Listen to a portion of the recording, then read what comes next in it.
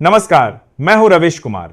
आज की इस भीड़भाड़ भरी खबरों की दुनिया में हम आपके लिए लाए हैं शोर के बीच सच की साफ आवाज। हमें बताया जाता है कि सब ठीक है, लेकिन सवाल वही है, क्या वाकई सब ठीक है? आइए आज की खबरों को समझते हैं और महसूस करते हैं कि देश की असली तस्वीर कैसी दिखती है। और हां दोस्तों, आप हमारा ये वीडियो कहां से देख रहे हैं, कमेंट में जरूर बताइए। वीडियो को लाइक करें और चैनल को सब्सक्राइब करें। तो चलिए शुरू करते हैं आज की पहली खबर। डोनाल्ड ट्रंप ने ग्रीनलैंड को लेकर एक बार फिर कड़ा रुख अपनाते हुए कहा है कि चाहे प्यार से हो या जबरन, अमेरिका इस द्वीप को हासिल करके रहेगा। ट्रंप ने चेतावनी दी कि यदि अमेरिका ने ग्रीनलैंड पर नियंत्रण नहीं किया तो रूस या चीन इस रणनीतिक क्षेत्र पर कब्जा कर सकते हैं। उन्होंने इसे राष्ट्रीय सुरक्षा और भू राजनीतिक स्थिरता के लिए जरूरी बताया, जिससे अंतर्राष्ट्रीय राजनीति में एक बार फिर नया विवाद खड़ा हो गया है। रक्षा मंत्री राजनाथ सिंह ने पूर्व सैनिकों के कल्याण के लिए बड़ा फैसला लेते हुए उनकी बेटियों की शादी के लिए दी जाने वाली वित्तीय सहायता को दोगुना कर दिया है। अब लाभार्थियों को 50,000 के बजाय 1 लाख रुपए की सहायता मिलेगी, जो अधिकतम 2 बेटियों की शादी के लिए देय होगी। सशस्त्र सेना झंडा दिवस निधि से दी जाने वाली यह मदद पूर्व सैनिकों और उनके परिवारों की सामाजिक सुरक्षा को और मजबूत करेगी। सपा प्रमुख अखिलेश यादव ने दिवंगत बीएलओ सर्वेश जाटव के घर पहुंचकर शोकाकुल परिवार को सांत्वना दी और अपनी संवेदनाएं व्यक्त की। इस दौरान उन्होंने सर्वेश की पत्नी को 2 लाख रुपए की आर्थिक सहायता का चेक सौंपा और उनकी मासूम बेटियों को अपना स्नेह दिया। अखिलेश ने स्पष्ट किया कि पार्टी इस कठिन समय में परिवार के साथ खड़ी है और उनकी हर संभव मदद की जाएगी। पाकिस्तान और अमेरिका की सेनाओं ने पंजाब के खारियां स्थित नेशनल काउंटर टेररिज्म सेंटर में 2 सप्ताह का संयुक्त अभ्यास इंस्पायर्ड गैम्बिट 2026 शुरू किया है। इस 13वें द्विपक्षीय सैन्य अभ्यास का मुख्य मकसद आतंकवाद के खिलाफ आपसी तालमेल, रणनीति और संचालन क्षमता को मजबूत करना है। इसमें शहरी युद्ध के दौरान निशानेबाजी कौशल और एक दूसरे के बेहतरीन सैन्य अनुभवों को साझा करने पर विशेष जोर दिया जा रहा है। उत्तर प्रदेश के उप मुख्यमंत्री केशव प्रसाद मौर्य शनिवार रात बरेली में एक सड़क हादसे में बाल बाल बच गए। पीलीभीत बाईपास पर अचानक एक गाय के उनकी कार से टकरा जाने के कारण वाहन का अगला हिस्सा बुरी तरह क्षतिग्रस्त हो गया। गनीमत रही कि हादसे में उप मुख्यमंत्री को कोई चोट नहीं आई। सुरक्षा कर्मियों ने उन्हें तुरंत दूसरी गाड़ी से एयरपोर्ट के लिए रवाना किया। प्रशासन ने इसे वीआईपी सुरक्षा में बड़ी चूक माना है। आम आदमी पार्टी के वरिष्ठ नेताओं ने भाजपा की सद्बुद्धि के लिए राजघाट पर महात्मा गांधी की समाधि के सामने सामूहिक प्रार्थना की। आप नेताओं ने भाजपा पर फर्जी वीडियो के जरिए जनता को गुमराह करने और उनके नेतृत्व की छवि खराब करने का गंभीर आरोप लगाया है। उन्होंने कहा कि भाजपा अपनी राजनीतिक साजिशों से लोकतंत्र को कमजोर कर रही है, जिसके विरोध में उन्होंने सत्य और अहिंसा के मार्ग पर चलकर यह शांतिपूर्ण प्रदर्शन किया। डोनाल्ड ट्रंप द्वारा वेनेजुएला के राष्ट्रपति की गिरफ्तारी और ग्रीनलैंड पर कब्जे की बार बार दी जा रही धमकियों ने अब कनाडा की चिंता बढ़ा दी है। कनाडाई विशेषज्ञों और मीडिया में यह डर गहरा गया है कि ट्रंप कनाडा को अमेरिका का 51वां राज्य बनाने की अपनी पुरानी बात को हकीकत में बदल सकते हैं। रणनीतिक रूप से महत्वपूर्ण आर्कटिक क्षेत्र और संसाधनों पर नियंत्रण की ट्रंप की अमेरिका फर्स्ट नीति को देखते हुए कनाडा अब अपनी संप्रभुता और सुरक्षा को लेकर बेहद सतर्क हो गया है। कानपुर में माफिया अखिलेश दुबे से साठगांठ के गंभीर आरोपों में निलंबित 3 इंस्पेक्टर और 2 दरोगाओं को सेवा में बहाल कर दिया गया है। विभागीय जांच की प्रक्रिया पूरी होने के बाद पुलिस प्रशासन ने इन अधिकारियों की बहाली का औपचारिक आदेश जारी किया। अपराधियों के साथ कथित संबंधों के कारण हुई इस बड़ी कार्रवाई के बाद अब अचानक हुई बहाली ने विभाग में नई चर्चाएं और सवाल खड़े कर दिए हैं। न्यायमूर्ति मनोज कुमार गुप्ता ने उत्तराखंड उच्च न्यायालय के 15वें मुख्य न्यायाधीश के रूप में शपथ ग्रहण की है। देहरादून के लोक भवन में आयोजित एक गरिमामय समारोह में राज्यपाल लेफ्टिनेंट जनरल गुरमीत सिंह ने उन्हें पद और गोपनीयता की शपथ दिलाई। पूर्व में इलाहाबाद हाईकोर्ट के वरिष्ठ न्यायाधीश रहे जस्टिस गुप्ता निवर्तमान मुख्य न्यायाधीश जी नरेंद्र का स्थान लेंगे। भारतीय जनता पार्टी ने अखिलेश यादव और कांग्रेस पर तीखा हमला करते हुए कहा है कि प्रधानमंत्री मोदी की लोकप्रियता विपक्ष के लिए यक्ष प्रश्न बन गई है। भाजपा प्रवक्ताओं का दावा है कि विपक्षी गठबंधन के पास विकास का कोई एजेंडा नहीं है, इसलिए वे केवल निराधार आरोपों का सहारा ले रहे हैं। भाजपा के अनुसार जनता की सेवा करने के बजाय अखिलेश और कांग्रेस केवल सत्ता प्राप्ति के लिए भ्रामक राजनीति कर रहे हैं। कर्नाटक में नफरती भाषण बिल को लेकर राज्य सरकार और राज्यपाल के बीच टकराव बांध गया है। राज्यपाल थावरचंद गहलोत ने इस विवादास्पद विधेयक को कुछ आपत्तियों के साथ सरकार को वापस भेज दिया है। मुख्यमंत्री सिद्धारमैया ने स्पष्ट किया है कि वे राज्यपाल द्वारा उठाए गए बिंदुओं पर विस्तृत जानकारी और स्पष्टीकरण साझा करेंगे। झारखंड के वित्त मंत्री ने राज्य में कार्यरत केंद्रीय सार्वजनिक उपक्रमों पर सवाल खड़े किए हैं।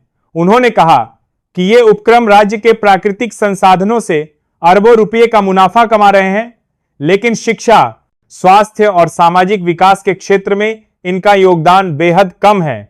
मंत्री ने सामाजिक दायित्व निभाने और स्थानीय विकास में भागीदारी बढ़ाने की जरूरत पर जोर दिया। राष्ट्रीय जनता दल के वरिष्ठ नेता केसी त्यागी ने मुख्यमंत्री नीतीश कुमार को लेकर बयान दिया है। उन्होंने कहा कि केसी नीतीश कुमार के पुराने सहयोगी और उनके प्रशंसक रहे हैं। ऐसे में सार्वजनिक मंच पर उनका अपमान या दुरदुराया जाना उन्हें अच्छा नहीं लगा। नेता ने कहा कि राजनीति में मतभेद हो सकते हैं, लेकिन व्यक्तिगत सम्मान बनाए रखना जरूरी।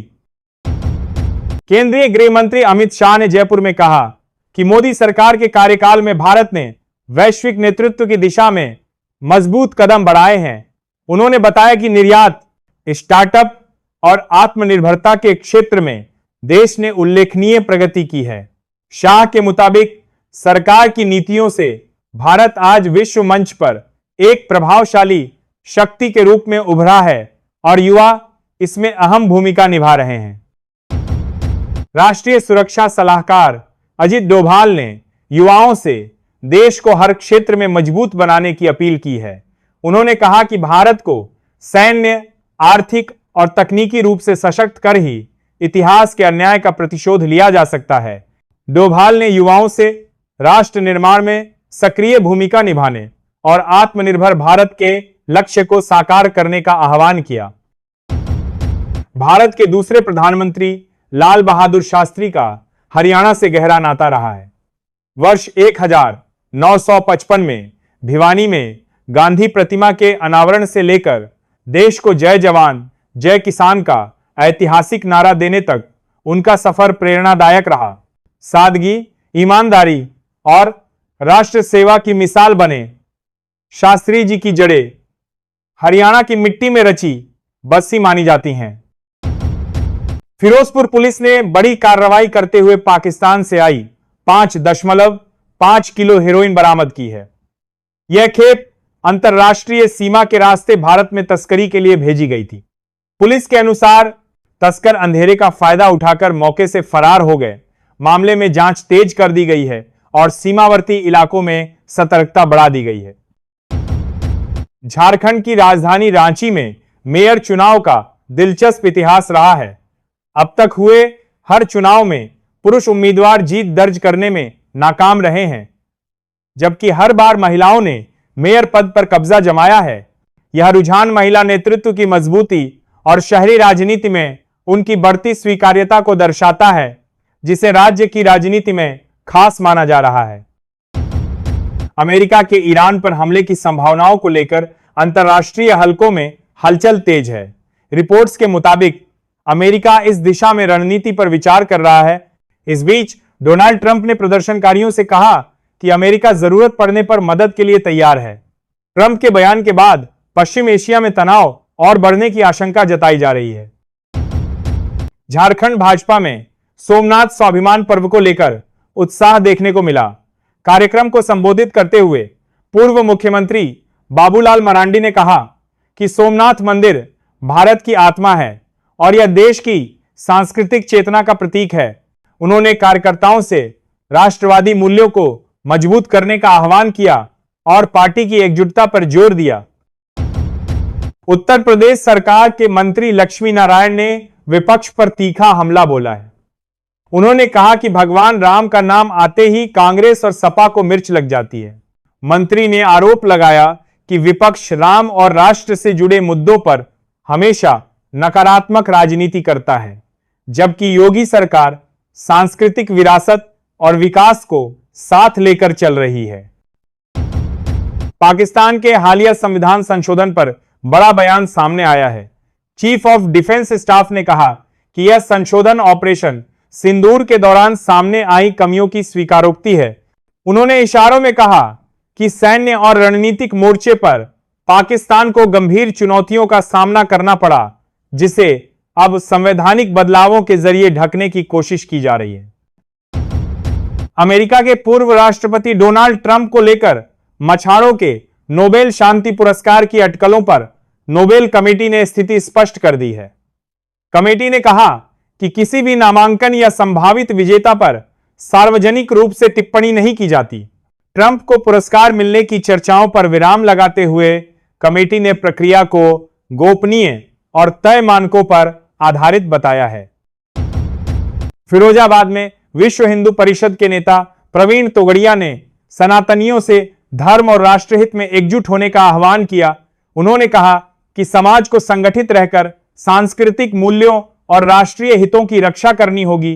तोगड़िया ने युवाओं से आगे आने और देश के भविष्य के लिए सक्रिय भूमिका निभाने की अपील भी की। पंजाब के मुख्यमंत्री भगवंत मान ने नशे के खिलाफ सख्त रुख अपनाते हुए युद्ध नशों विरुद्ध अभियान को जन आंदोलन बनाने का आह्वान किया है। उन्होंने कहा कि नशा पंजाब के भविष्य के लिए सबसे बड़ा खतरा है और इससे लड़ाई सरकार अकेले नहीं बल्कि जनता के सहयोग से जीतेगी। सीएम मान ने युवाओं, सामाजिक संगठनों और पंचायतों से सक्रिय भूमिका निभाने की अपील की। आरएसएस प्रमुख मोहन भागवत ने शतक फिल्म के गानों का लोकार्पण किया। कार्यक्रम में उन्होंने कहा कि राष्ट्रीय स्वयंसेवक संघ और उसके संस्थापक डॉ. केशवराव हेडगेवार समानार्थक हैं। भागवत ने संघ की वैचारिक यात्रा, राष्ट्र निर्माण में उसकी भूमिका और सांस्कृतिक चेतना के विस्तार पर प्रकाश डाला। उन्होंने कहा कि संघ समाज को जोड़ने और सेवा भाव से राष्ट्रहित में कार्य करने का सतत प्रयास करता रहा है। पानीपत में शीतलहर से बढ़ी ठंड। आईएमडी का धुंध अलर्ट। पानीपत में शीतलहर के चलते ठंड में इजाफा हो गया है। न्यूनतम तापमान में गिरावट दर्ज की गई, जिससे लोगों को सुबह शाम कड़ाके की ठंड का सामना करना पड़ रहा है। मौसम विभाग ने धुंध को लेकर अलर्ट जारी किया है और वाहन चालकों को सतर्क रहने की सलाह दी है। ठंड बढ़ने से जनजीवन प्रभावित हो रहा है। राम मंदिर में नमाज पढ़ने के प्रयास पर भड़के इकबाल अंसारी अयोध्या के राम मंदिर परिसर में नमाज पढ़ने के कथित प्रयास को लेकर इकबाल अंसारी ने कड़ी प्रतिक्रिया दी है। उन्होंने कहा कि यह बाहरी तत्वों द्वारा माहौल बिगाड़ने की कोशिश है। अंसारी ने स्पष्ट किया कि अयोध्या में आपसी सौहार्द बना हुआ है और ऐसे प्रयासों को सफल नहीं होने दिया जाएगा।